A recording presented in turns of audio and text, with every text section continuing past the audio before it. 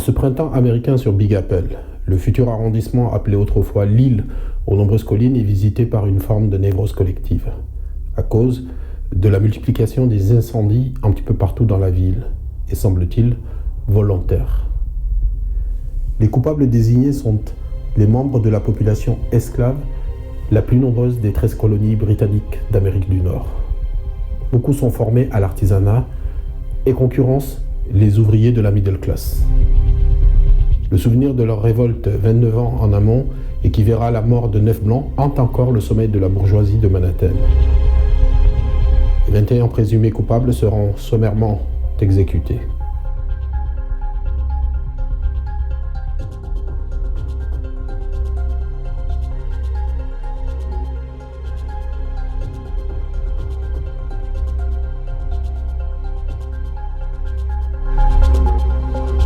Et donc, ce nouveau psychodrame ressemble à épisode d'un feuilleton dont les scènes de rivalité anglo-espagnole sur fond de haine religieuse menant toujours à la guerre entre ces deux puissances tantôt précèdent et tantôt succèdent au massacre d'esclaves à la fois méprisés et craints.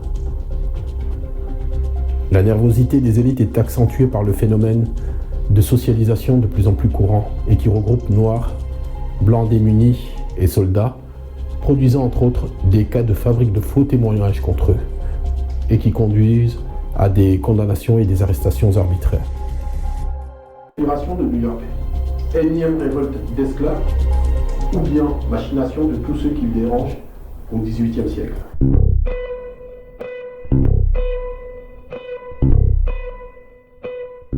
Bonjour, c'est un plaisir de vous retrouver pour raconter l'histoire d'une époque. Après une recherche et une sélection approfondie. Mettez en pouce dès maintenant, s'il vous plaît, car c'est exactement ainsi que vous encouragerez ce projet qui consiste pour chaque siècle à raconter ce qui s'y était déroulé. Jah Rastafari, roi des rois. Vert, jaune, rouge, le lion conquérant de Juda.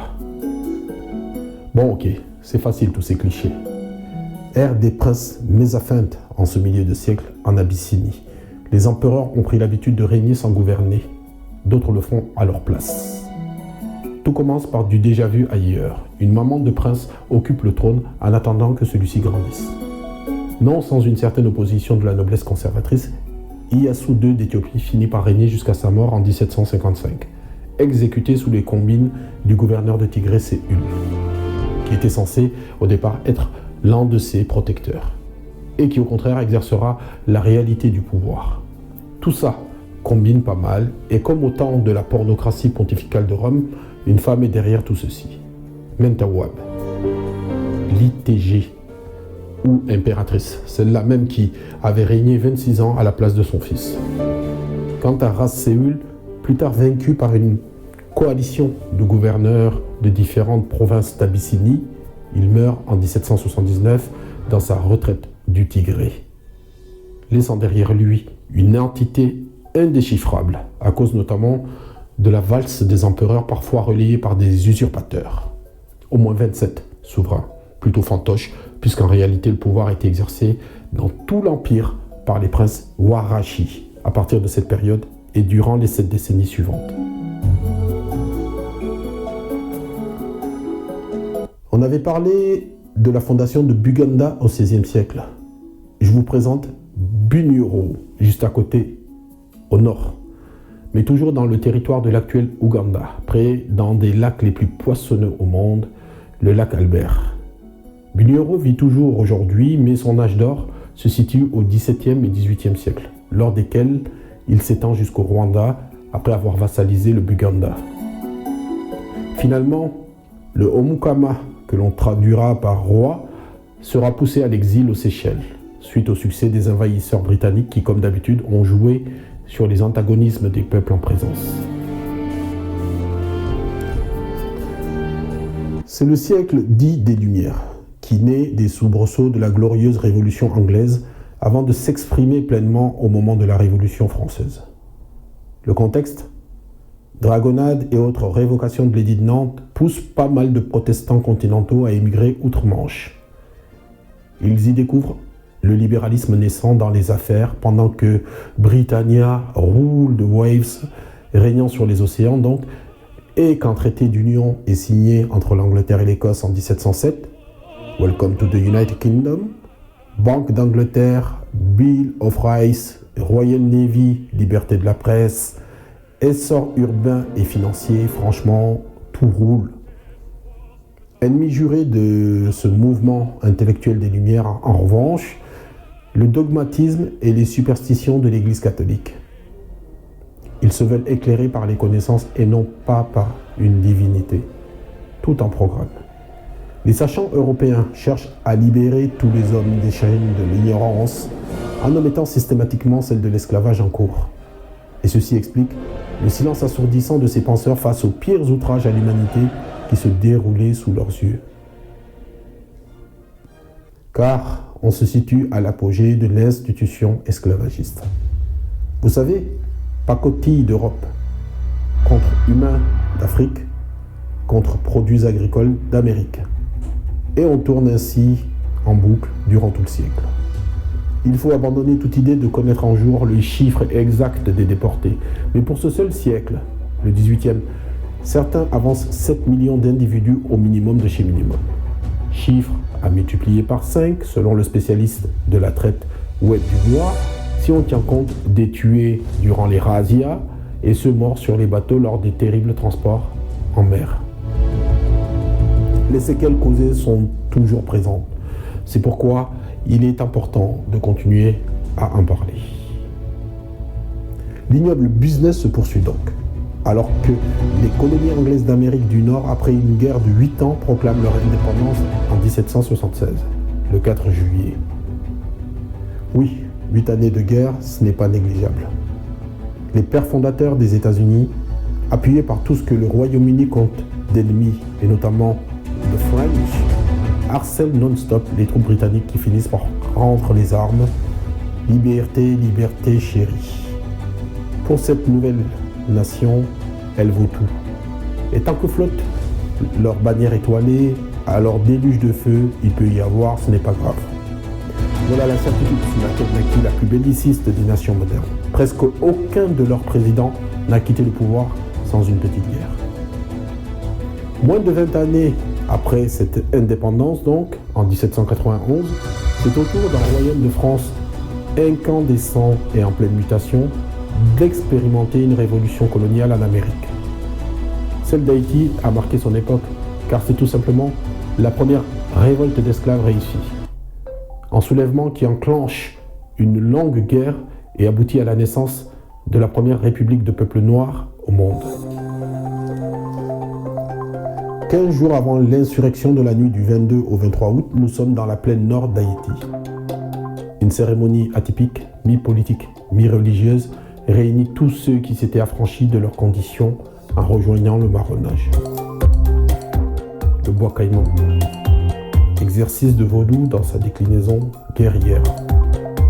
Ils arrivent majoritairement de Porto Novo, un des hubs à l'époque du commerce transatlantique, un royaume dahoméen, origine du culte vaudou. Un cochon est sacrifié, son sang est bu par tous, c'est parti pour une lutte sans merci. Ils n'ont guère peur, leur éventuelle mort sera le prix à payer pour enfin sortir leur peuple de la mort sociale où il était coincé depuis trop longtemps. En face, c'est le puissant royaume de France qui, dans un code édité quelques années plus tôt, édit du roi Louis XIV, mars 1685, avait fait d'eux des meubles, ne leur reconnaissant au final aucun droit et leur promettant au mieux de cruels sévices et au pire la mort en cas de révolte contre les maîtres. Aux mutilations physiques s'ajoutent les amputations psychoculturelles, les changements de nom, abandon de langue, de religion et d'habitudes vestimentaires, visant particulièrement les nobles des sociétés d'origine, étaient autant d'entailles à leur dignité pour mieux les conditionner en outils de productivité. Mais l'Africain s'avère tenace et le culte vaudou se camoufle dans un syncrétisme qui trompe les maîtres, tandis que les langues se créolisent afin de permettre une communication entre esclaves d'origines diverses. Ah oui, l'insurrection proprement dit. sera possible de compter sur la sympathie des Espagnols qui habitent l'autre partie de l'île, et des Britanniques aussi, qui là ont eu l'occasion de rendre la monnaie de la pièce à ceux qui avaient soutenu la révolte de leurs sujets états-uniens quelques années plus tôt. Et puis, franchement, allons-y, il ne faut pas rêver. Le Royaume France n'avait nulle intention de se séparer de son joyau des Amériques, véritable cadre industriel de l'époque et qui pesait pour une grande partie de son commerce extérieur tout en faisant vivre des millions de ses citoyens en métropole. Saint-Domingue, premier producteur mondial de sucre et de café. Oui. Saint-Domingue était une véritable poule aux œufs d'or. Songeons que la colonie exportait davantage que les États-Unis à l'époque. Colbert, contrôleur des finances, ne s'y trompe pas, lui qui n'avait pas hésité un instant pour instaurer l'exclusivité économique afin d'assurer à la métropole un parfait enrichissement. Dans une société de Saint-Domingue où les grands blancs riches planteurs de l'île toisaient les petits blancs ouvriers et employés, la pire condition était toutefois celle réservée aux esclaves. On peut donc comprendre qu'ils aient été nombreux à répondre à l'appel du marronnage, une vie en liberté dans la forêt, en s'entraînant en vue du jour J, malgré les peines encourues. Donc, après la cérémonie du bois caïman, on laisse parler ces nerfs trop longtemps contenus. C'est un carnage sur l'île. Le décor sera le suivant. Hécatombe dans la population blanche, dévastation de sucreries, milliers de caféières en flammes.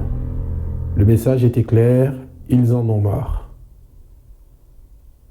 Mais ça s'avérera meurtrier sur de nombreuses années en fait, même si, sous la direction des généraux Toussaint et de Salines, le chemin tracé mènera finalement à l'objectif, l'indépendance au tout début du siècle suivant, en 1804, le 1er janvier. Une indépendance vraiment méritée lorsque l'on sait qu'elle fut acquise et dans le sang par mégalitres au combat et par le paiement d'un véritable pactole surnommé depuis le rançon de l'indépendance, puisqu'on estime à 17 milliards d'euros le montant qu'Haïti avait dû régler par la suite au Trésor français en guise d'indemnisation pour les planteurs qui avaient eu tout de même la bonne idée de déguerpir de Saint-Domingue. Tout ceci, c'était dans l'Amérique du XVIIIe siècle, mais rapprochons-nous un peu à présent. Par exemple, en Méditerranée orientale. Il s'y déroule un basculement civilisationnel en 1718. L'Empire ottoman entame un virage occidental sous l'ère des tulipes et devient, comment dire, tulipivore. De la poésie à la peinture, tout tourne autour de cette fleur symbole d'opulence.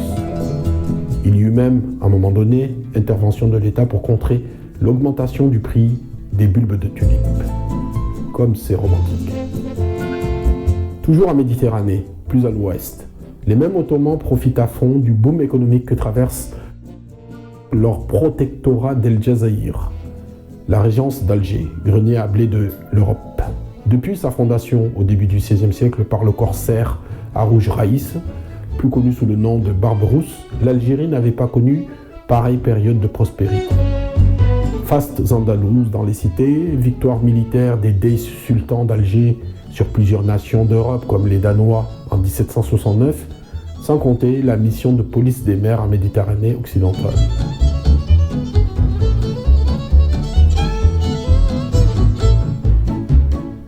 Elle met fin à la société d'ordre de la féodalité avec ses privilèges.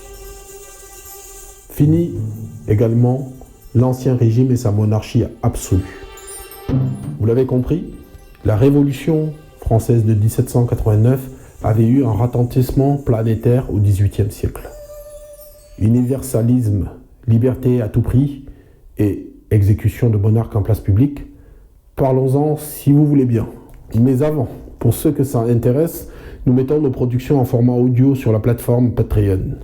Tout ce qu'on a réalisé depuis le début de ce projet en janvier 2022, en tout 17 fichiers audio permettant à ceux qui le souhaitent de nous encourager via un abonnement du montant de leur choix. Le livre 21 siècle 21 histoires suivra également. Merci à ceux qui nous soutiennent déjà. Alors que depuis le XVIe siècle, les choses étaient plutôt simples.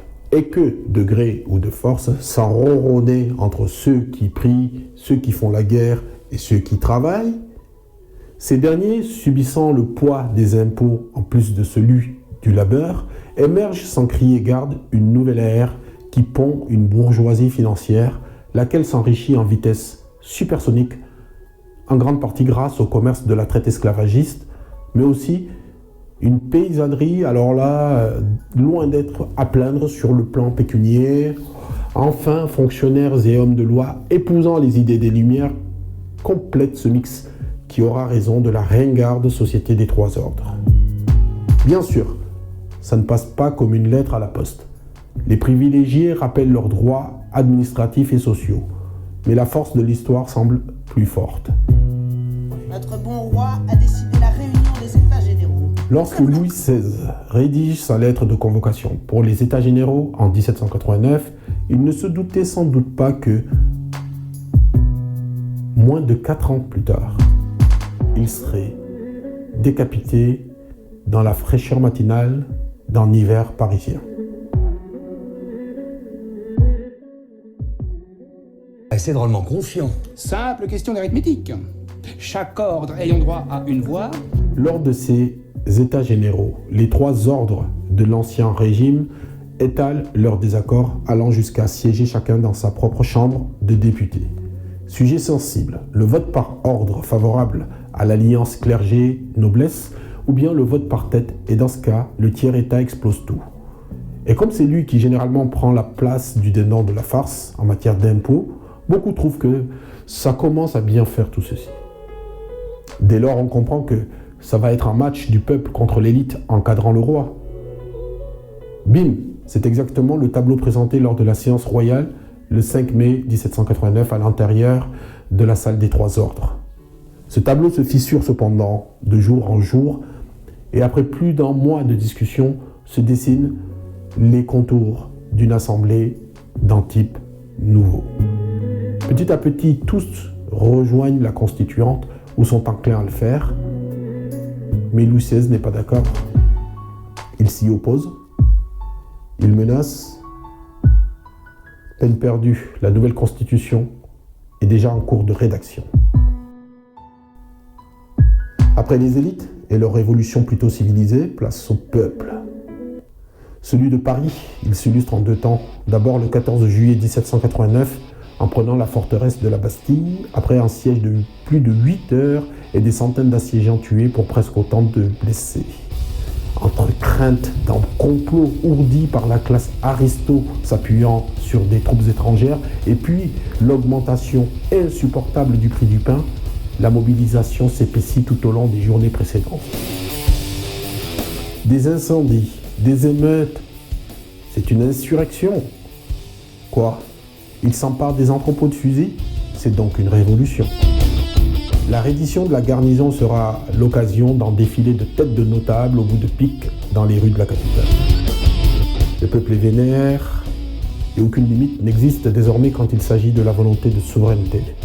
Par exemple, il n'aura pas fallu plus d'une nuit pour que, le mois suivant, la nouvelle assemblée autoconstituée décide de supprimer un à un tous les ressorts de la société féodale datant du Xe siècle. C'est fini les privilèges. La liberté, voilà ce que voulaient les gens. Et c'est patent dans la célèbre Déclaration universelle des droits de l'homme, l'homme selon son acceptation de l'époque, cependant. Mais aussi dans la Constitution rédigée 2 ans après et dans laquelle la souveraineté appartient au peuple. Et le roi signe contrat. On le met sous surveillance. Il ne doit pas quitter Paris. Lafayette et ses hommes veillent. Un rocambolesque plan de fuite est alors concocté, puis déclenché le soir du 20 juin 1791. Échec. En pleine nuit, à Varennes, Louis XVI, déguisé en valet de chambre, en compagnie de sa sœur et de la reine Marie-Antoinette, sont exfiltrés de la berline royale, stationnés devant l'estaminet du Roi d'Or, sous les huées d'une foule de partisans.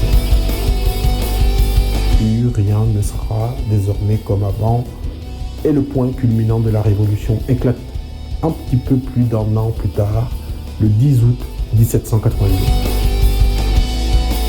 Alors que la nation est en danger, dixit l'Assemblée, que les prémices de la future impitoyable guerre civile vendéenne se dessinent, et qu'une guerre mal engagée est en cours contre l'alliance austro-prussienne, des citoyens parisiens commencent à être armés de tout.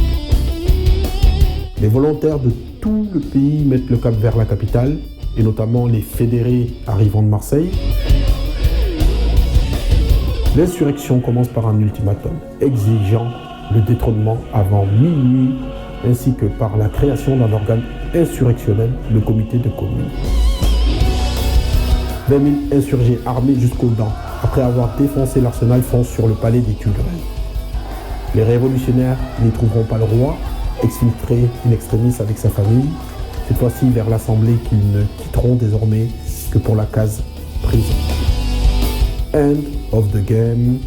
La monarchie trébuche en France pour la première fois en plus de 1000 ans d'histoire, depuis le mérovingien polythéiste Clovis au 5e siècle.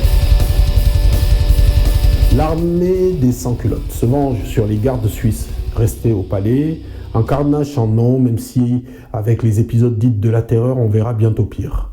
À partir de là, tout va très vite puisque dès le mois suivant, la Convention abolit la royauté et instaure une république, la première en France. Et puis 4 mois plus tard, le 17 janvier 1793, palais des Tuileries, la Convention nationale s'est pour l'occasion constituée en tribunal spécial. Louis, le peuple français vous accuse d'avoir commis une multitude de crimes pour établir la tyrannie en détruisant la liberté. Haute trahison, insincérité avec les assemblées, complot avec l'ennemi autrichien, tentative de fuite à l'étranger, ou encore responsabilité dans la mort de nombreux citoyens parisiens. La mort dans les 24 heures. Je meurs, innocent de tous les crimes dont on m'accuse. Je pardonne à ceux qui sont coupables de ma mort, et je prie Dieu. Sa condamnation à mort ne fut pourtant pas qu'une formalité. À une voix près, le désormais simple citoyen Louis Capet aurait pu échapper à la guillotine. L'heure fatidique est proche. L'ex-monarque de droit divin a désormais les mains liées dans le dos. Il a droit à ces derniers mots. Je meurs innocent de tous les crimes qu'on m'impute. Puis le bourreau emmène l'ancien roi de France et de Navarre sur l'échafaud pour lui infliger le second régicide européen en à peine un siècle et demi après celui de Charles Ier durant la guerre civile anglaise.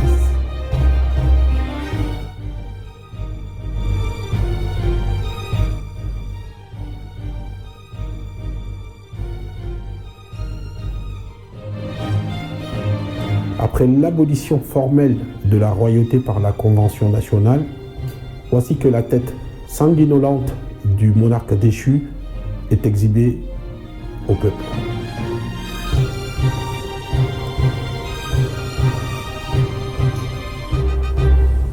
Il y aurait sans doute encore beaucoup à dire à ce sujet. Merci pour tout, et notamment les likes, partages et commentaires que vous voudriez bien éventuellement faire. Je vous donne rendez-vous pour les histoires du 19e siècle. À très bientôt.